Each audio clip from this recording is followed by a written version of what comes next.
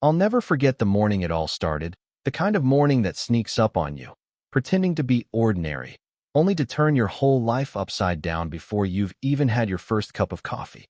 You know what I mean? The sun was barely up, gold light filtering through those pines like someone poured syrup over everything. And there I was, bouncing down the dirt road toward my cabin by the lake, humming, thinking about nothing but peace, just the way I like it, until I see it. Right there, parked dead center on my lot, as bold as you please, was the biggest, shiniest RV you've ever laid eyes on. So out of place it looked like a spaceship landed on my dock. My heart skipped, my hand fumbled, and hot coffee sloshed straight onto the seat. I'm telling you, I thought maybe I'd taken a wrong turn, but there was my old sign, my welded gate, my dock stretching out just the way I built it. I pulled over, boots hitting gravel, each step making my pulse jump higher. There were lawn chairs set up, a table stacked with red cups and half-eaten sandwiches, someone's smoke curling from a grill, laundry strung up between trees. Like this was a summer camp for outlaws. I rapped on that RV door, not too polite, and after a minute, out pops this woman, mid-40s, bleached hair in a bun, sunglasses like bug eyes, and the look she gave me could have frosted my windshield. Morning, I say, trying to keep it even. This is private property. I think you parked in the wrong place. She doesn't flinch. Not moving, she says, like it's her driveway. I just blinked at her, waiting for the punchline, but she goes on about the HOA, claims she's allowed to be here, says if I have a problem, take it up with the board. Now, I'm not a man who rattles easy, but that got me. My jaw clenched, fists balled, and I reminded her this was my land, deed and all. She just scoffed. Oh, you're one of those types, she smirked. Think you can keep the best view for yourself. Next thing I know, she threatens to call the cops on me for harassing her. Slammed the door in my face. That was the moment I knew this was more than a mistake, more than a neighborly misunderstanding. This was war, the kind you can't believe is real until you're in the trenches. I hammered on the door again, voice sharp, but she just leaned out, sunglasses still on, sipping her coffee like she had all day. This is community land. End of story, she said, waving her cup at me like a judge with a gavel. You sound awfully aggressive, she adds. Maybe I should call the sheriff. The nerve of her.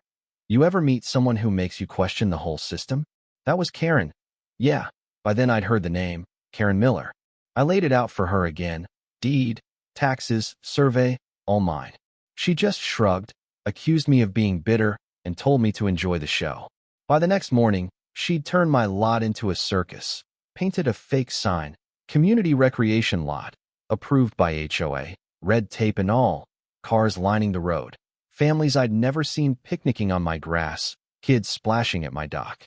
Karen, holding court, her laugh cutting across the lake like she owned the water, not just the land. The board wants us to use open spaces, she told them, making me the villain.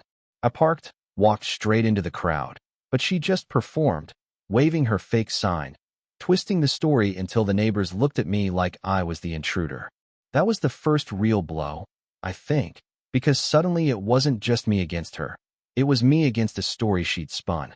When I called the HOA office, I got stonewalled by a receptionist who chirped about temporary use policies. And then the HOA president, Robert Jenkins, a man in a polo shirt who smiled too much, tried to tell me it was all a misunderstanding. I slapped my deed on his desk, watched the smile crack, and made it clear, move her RV, or the next visit is with the sheriff. But you know how these things go.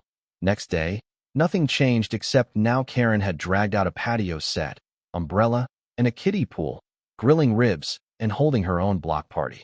She had a clipboard, for God's sake, like she was running for mayor. I asked if the HOA told her to move. She just laughed, told me Robert said it was a misunderstanding. She'd spun her web so thick, folks believed it. I called the sheriff. When Deputy Holloway showed up, I thought, finally, someone with authority. But even then, after looking at my deed and her HOA printouts, he told me it was a civil matter. File for an injunction, he said. Then we can act. Karen grinned like she'd won the lottery. See, John? Even the sheriff says you can't boss us around. I was boiling, but all I could do was walk away, swearing I wouldn't let it end there. And it got worse. More RVs rolled in, tents sprouted, a battered pontoon boat tied to my dock, bonfires roaring each night, the kind that make you worry one spark will turn the whole ridge into ash. Karen was the ringleader, clipboard always in hand, neighbors falling in line for free food and lake access. My patience was threadbare. I hired Mark Turner, a lawyer who'd seen it all. He told me to stay calm, document everything, and trust the paper trail. That's what I did. Photos, videos, every beer can in the grass, every midnight fire. Karen turned me into a running joke, waving to the camera. Smile. John's filming again.